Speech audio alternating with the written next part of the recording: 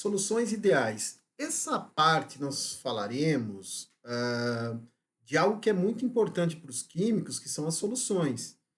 E nesse contexto é importante vocês observarem que quando vocês têm a solução, né, quando vocês preparam no laboratório uma solução, a composição soluto-solvente pode variar.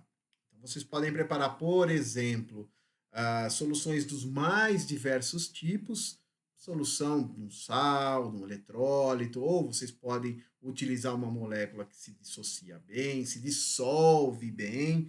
Por exemplo, vocês podem fazer uma solução de acetona, cloroforme e assim por diante, tá certo? Nós temos vários modelos de soluções, cada solução vai ter um comportamento típico, mas a termodinâmica tenta mostrar e colocar alguns insights, né, colocar alguns pontos nas soluções, de tal forma que fique fácil nós observarmos o comportamento tanto do soluto quanto do solvente.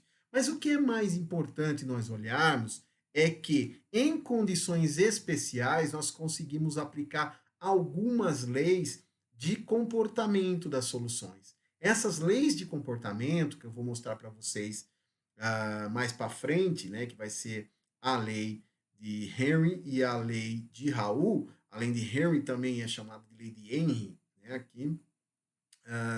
Então, com essas duas leis é possível a gente observar o comportamento das soluções em situações específicas. Mas a gente tem que observar que ao longo dos anos, né, e também com relação à realidade das soluções, nós temos desvios, em alguns casos, significativos. É por isso que nós precisamos atingir a idealidade para conseguir descrever através dessas leis. E atingir a idealidade é uma coisa que depende do químico, depende de como você prepara as soluções, da concentração do soluto no solvente, o tipo de solvente utilizado e assim por diante. Claro que a complexidade do seu sistema vai variar. E ao variar, você pode encontrar esses desvios que a termodinâmica mesmo consegue modelar, né, no caso das soluções. Bom, então eu quero deixar aqui um preâmbulo, né, um preâmbulo já que tanto o solvente quanto o soluto desta solução, que nós falaremos a partir de agora, são muito semelhantes entre si. Quão semelhantes eles são? Bom, nós podemos colocar alguns parâmetros, por exemplo, que não há variação de volume quando nós temos a mistura dos dois. Nós podemos falar também que a entalpia não muda, ou seja, você não tem variação de entalpia quando o que não é verdade, né, pessoal? A gente sabe que em soluções há uma variação de entalpia, em alguns casos muito significativa essa variação. Mas aqui eu quero colocar para vocês só para a gente conseguir entender os modelos termodinâmicos que com o tempo foram sendo colocados, né, e descritos principalmente no curso de Fisicoquímica 1. Bom, primeira coisa, a gente precisa definir o que é pressão de vapor. Eu já defini para vocês isso, mas eu vou relembrar que a pressão de vapor é a pressão do vapor quando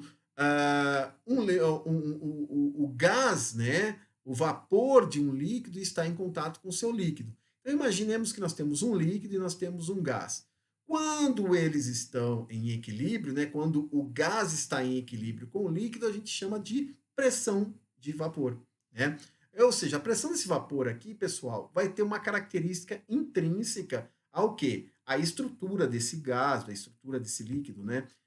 A estrutura do que a gente está mostrando agora, a estrutura química, né? Então, por exemplo, nós podemos ter um solvente aqui, né, que entra em equilíbrio, aqui está em equilíbrio com o seu vapor, né? Ou seja, a pressão de vapor vai ser essa pressão que vai estar em equilíbrio. Por que é importante eu definir isso, pessoal? Porque a partir disso a termodinâmica ela consegue equacionar o comportamento das soluções. E nós já fizemos vários exemplos utilizando gases, e é muito interessante a gente conseguir aproximar isso para aqueles exemplos, para as equações de gases que nós já estamos acostumados a estudar aqui no curso, tá bom? Então isso é muito comum, essa aproximação, mesmo estudando líquidos, por exemplo, soluções, a gente transladar o nosso conhecimento e as equações, né, também para um sistema gasoso. Então é por isso que a gente define a pressão de vapor. Olha só que interessante. Se nós olharmos então, imagine que agora você tem então esse líquido e vamos imaginar que agora um soluto é adicionado, um soluto qualquer é adicionado nesse líquido A. Esquecem o soluto por enquanto, vamos olhar para esse líquido, vamos ver o que acontece. Obviamente que a gente vai ter que este líquido ele vai variar em composição, ou seja, à medida em que você vai tendo soluto, você vai tendo menos solvente proporcionalmente. Então você pode até olhar de um ponto de vista até mais próximo ali do seu sistema, você pode até olhar o sistema como sendo tanto soluto quanto solvente, tanto faz, porque a composição aqui vai variar. E esse XA aqui, né, que é a fração, né, de A, a fração molar aqui, olha, pode, desculpa, a fração de A, ela varia de 0 a 1. Isso significa que quando tiver 0 aqui, o que vai acontecer? Eu não vou ter gás, porque eu não tenho líquido, ou seja, não há nada no sistema. Então, aqui é 0. E quando nós tivermos igual a 1 esse valor, a pressão de A, aqui no caso, a pressão de vapor aqui de A, vai ser a pressão do quê? Do gás puro. Eu coloquei até um asterisco aqui para representar esse gás puro. Então, pode ver que nessa situação que nós colocamos aqui, nós temos então esta fração que nós podemos determinar isso como sendo o quê? PA é igual a XA vezes PA asterisco. O que quer dizer? Se eu tiver, por exemplo, uma variação de 0 a 1, por exemplo, se eu tiver 1 aqui, vai ser 100%, tá certo? Ou seja, a pressão de A, né, vai ser igual à pressão de A puro. No entanto, à medida que eu vou tendo menos A no meu sistema, por exemplo, com a mistura de um outro componente, nós vamos ter uma menor quantidade. O que vai acontecendo com a pressão? A pressão vai diminuindo. Por exemplo, se eu diminuir aqui por meio, né, nós vamos ter 0,5 multiplicado PA. Então, a minha pressão de A vai ser PA sobre 2, PA asterisco sobre 2. Olha que interessante. Isso vai fazer com que nós consigamos olhar agora para a composição do meu sistema em função da quantidade de A nesta solução. Olha que bacana. E a gente já tem uma importante informação. Qual que é a importante informação? Que a pressão, né, de vapor ela diminui, né, à medida que a composição diminui. Isso é interessante. Então, quanto menos eu tiver na minha solução deste cara aqui, desse líquido A, menor vai ser a minha pressão aqui ao meu PA, tá certo? Por quê? Porque ele pode atingir no máximo a pressão dele puro, né? Do líquido puro. Então, nós vamos observar essa situação. Então, isso daqui é muito interessante, isso a gente consegue definir e isso a gente consegue até equacionar. A gente sabe que o potencial químico é dado, né, por RT/Ln da composição, aqui no caso da pressão. Então, nós podemos escrever que o potencial químico, né, do líquido vai ser o potencial químico do líquido puro mais RT/Ln de PA sobre PA asterisco. Olha, vamos observar de perto essa equação. Já daqui a gente já consegue ver que quando está em equilíbrio, lembre-se, equilíbrios potenciais químicos são iguais. Então, nós vamos ter que o potencial químico do líquido puro vai ser igual ao potencial químico do gás. Então, a gente já pode entrar até com os valores aqui do gás, se nós quisermos aqui nessa situação, quando nós estamos em situação de equilíbrio. Mas olha que bacana. Neste caso, o potencial químico do líquido vai ser o potencial químico do líquido puro. Então, por exemplo, se não tiver mistura, obviamente, o potencial químico de A vai ser o potencial químico de A puro. Nesse caso, nós estamos falando do líquido, né? Mais RT/Ln de PA sobre PA asterisco. Olha que interessante. Se eu não tiver, se vocês, por exemplo, observarem, à medida que eu vou diminuindo a quantidade do líquido, ou seja, à medida em que essa fração vai diminuindo, nós vamos ter o que aqui? Nós podemos escrever da seguinte maneira, que o potencial químico da solução vai ser o potencial em A, vai ser o potencial químico de A puro mais RT/Ln de XA. Isso quer dizer que, no máximo, o valor do potencial químico, ele vai atingir o valor do líquido puro, né? Mas a gente sabe que numa mistura, esse XA, ele vai ser menor que 1. Então, se ele é menor que 1 em uma solução, esse número aqui vai ser o quê? Negativo, pessoal. Então, vai haver uma diminuição de potencial químico. Olha que interessante. Isso quer dizer que quando você tem uma solução, há uma diminuição do potencial químico. Nesse caso, nós estamos falando em função de A, né? Desse composto, desse líquido. Ou seja, diminui o potencial químico, forma-se a solução. Olha que fato muito importante. Eu vou discutir isso aqui um pouquinho mais para frente com vocês. Mas a pergunta também, agora nós estamos olhando só do ponto de vista de A, mas a gente pergunta, o que acontece, né, se eu adicionar o soluto B? Então, vamos olhar agora o sistema completo, né, com soluto e com solvente. Vamos ver o que acontece nesse sistema.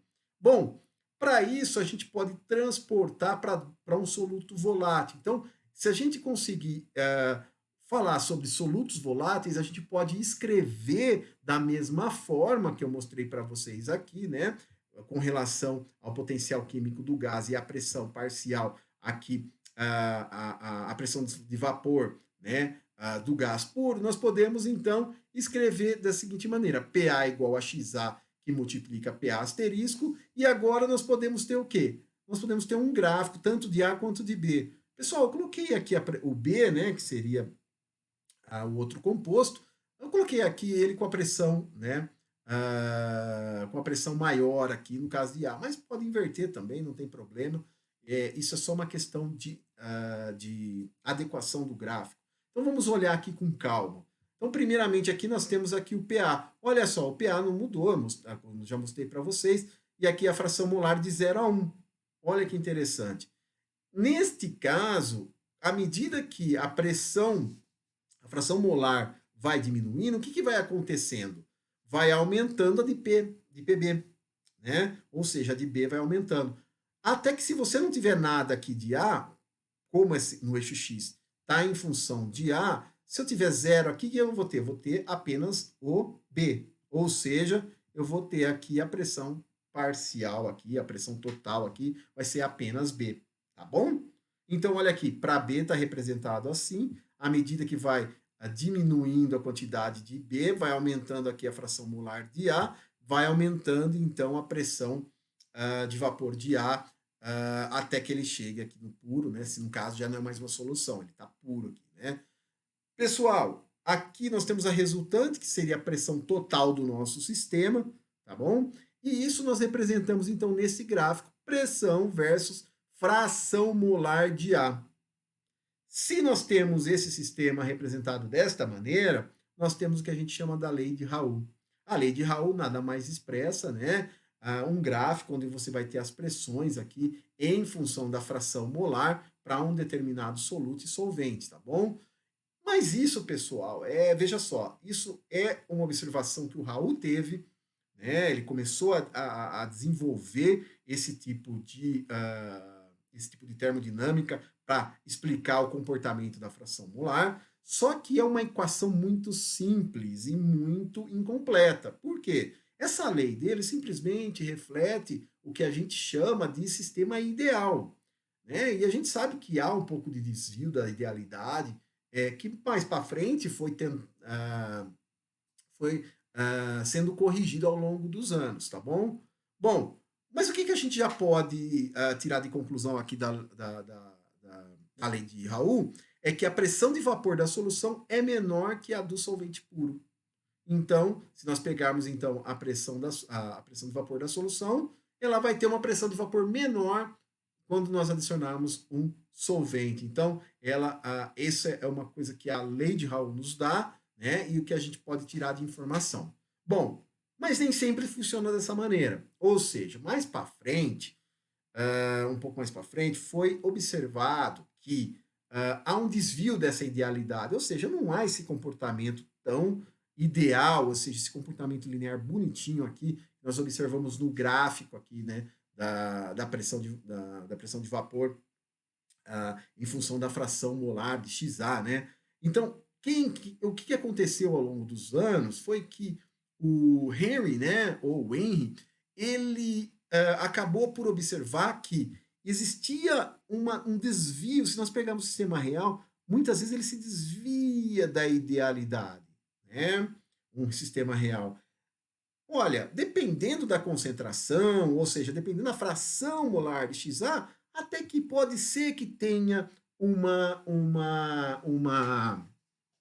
como fala, uma aproximação para uma solução ideal, tá certo?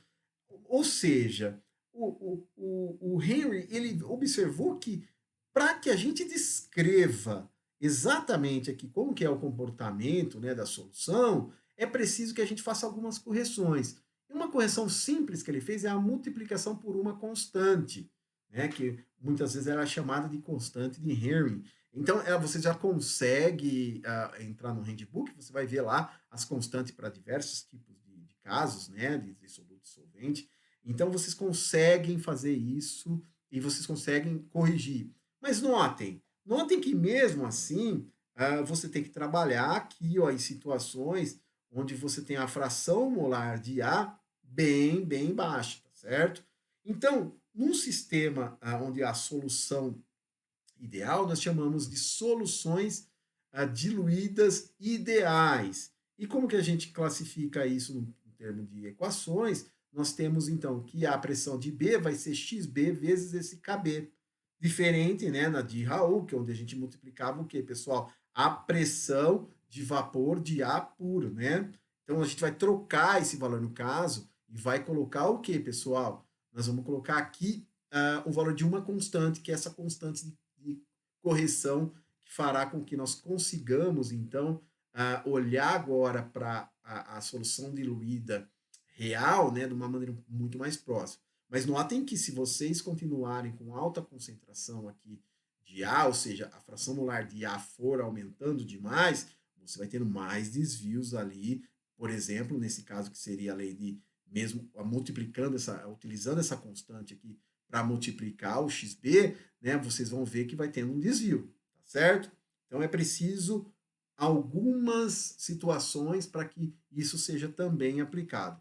Olhando de uma maneira real, né, e de uma maneira mais, vamos assim dizer, já aplicada, nós podemos dizer o quê? Que nós temos as soluções diluídas ideais. Muitas vezes vocês vão ver também soluções ideais diluídas, tá certo? Em alguns livros vocês vão encontrar essas duas maneiras de escrita, tá bom? Então, a principal conclusão que a gente tira é que em soluções diluídas, quando o solvente segue a lei de Raul e o soluto segue a lei de Henry, ou Henry, nós chamamos de química das soluções ideais diluídas.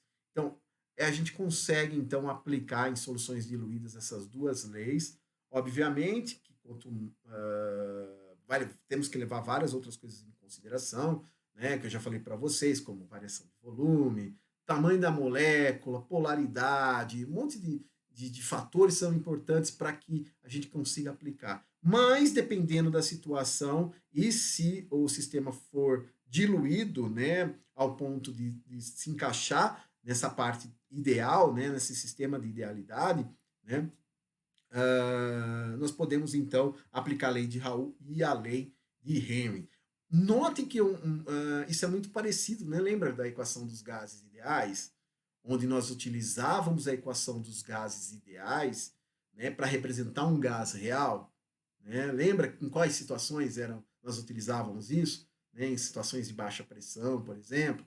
Né? Isso é muito interessante que também, com as soluções, nós temos algo muito similar. Né? Ou seja, se a gente tem uma solução bem diluída, tá certo, de um determinado solvente, nós podemos então utilizar essas duas leis para explicar, tá bom?